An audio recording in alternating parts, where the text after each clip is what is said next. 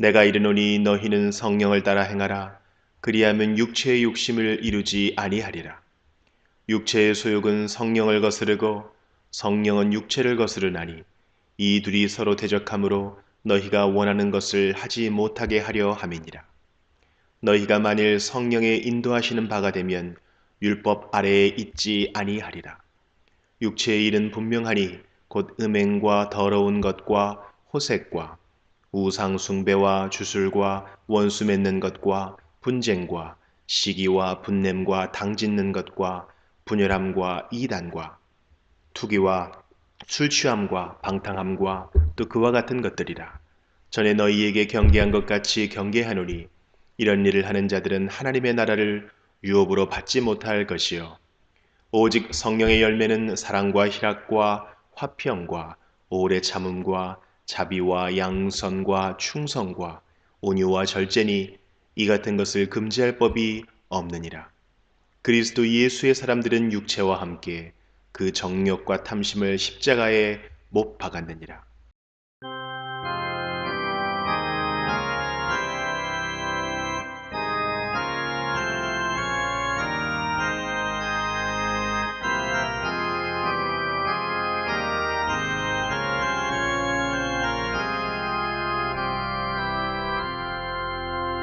주 우리 하나님 하늘에 계시니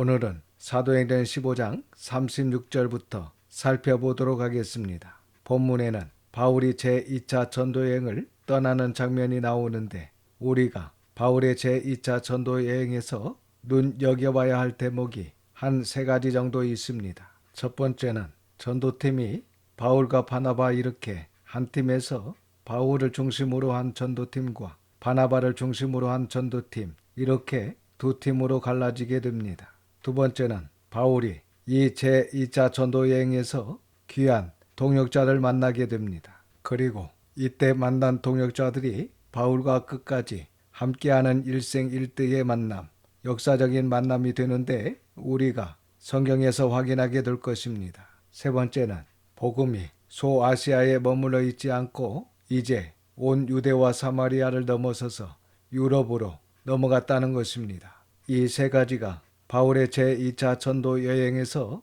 우리가 눈여겨봐야 할 주제라고 할 수 있는데 이것을 염두에 두고 이제 본문을 함께 보도록 하겠습니다. 36절입니다.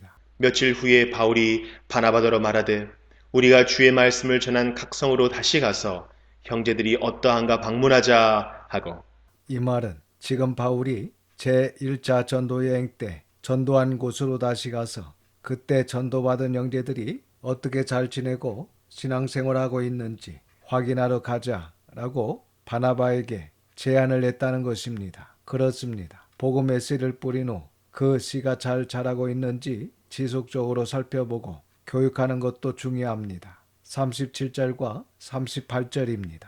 바나바는 마가라 하는 요한도 데리고 가고자 하나 바울은 밤빌리아에서 자기들을 떠나 함께 일하러 가지 아니한 자를 데리고 가는 것이 옳지 않다 하여. 이때 바울의 제안을 받은 바나바는 전적으로 찬성한 듯 합니다. 그리고 바나바는 마가 요한을 다시 동행시키자고 바울에게 이야기했습니다. 그런데 바울은 제1차 전도 여행 도중에 밤빌리아에서 도중하자한 마가 요한을 데리고 가는 것을 반대합니다. 39절과 40절입니다. 서로 심히 다투어 피차 갈라서니 바나바는 마가를 데리고 배 타고 구브로로 가고 바울은 신라를 택한 후에 형제들에게 주의 은혜의 부탁함을 받고 떠나. 이렇게 마가 요한의 일로 바나바와 바울이 서로 의견이 일치하지 않아 함께 전도 여행을 떠나지 못하고 따로 전도 여행을 떠나게 됩니다. 그래서 전도팀이 바나바와 마가 그리고 바울과 실라 이렇게 두 팀으로 나눠지게 된 것입니다. 그리고 사실 이때는 바울이 이렇게 마가 요한을 신뢰하지 않고 냉대했지만 이후에 바울 서신을 보면 마가 요한은 바울의 동역자로서 바울의 사역에 많은 도움을 주었으며 심지어 인생의 마지막에 마가를 찾았다는 것입니다. 디모데후서 4장 11절을 한번 찾아보겠습니다. 누가만 나와 함께 있느니라. 내가 올 때에 마가를 데리고 오라. 그가 나의 일에 유익하니라. 라고 말씀하고 있습니다. 이렇게 바울은 마지막 순교하기 직전에 마가를 신뢰하고 보고 싶어하며 디모데에게 마가를 데려올 것을 부탁합니다. 마가는 바울과 바나바와 제1차 전도여행 도중에 예루살렘으로 가버릴 정도로 부족했지만 바울의 말년에 없어서는 안 될 중요한 하나님의 일꾼이 되었습니다. 그리고 마가는 바울의 순교 후에는 베드로를 적극적으로 도왔던 동역자가 되었습니다. 디모데전서 1장 2절과 18절 말씀을 보면 바울이 베드로를 영적인 아들이라 한 것처럼 베드로전서 5장 13절 말씀을 보면 베드로도 마가를 내 아들이라고 할 정도로 마가가 얼마나 신임을 받으며 열심히였는가를 알 수 있습니다.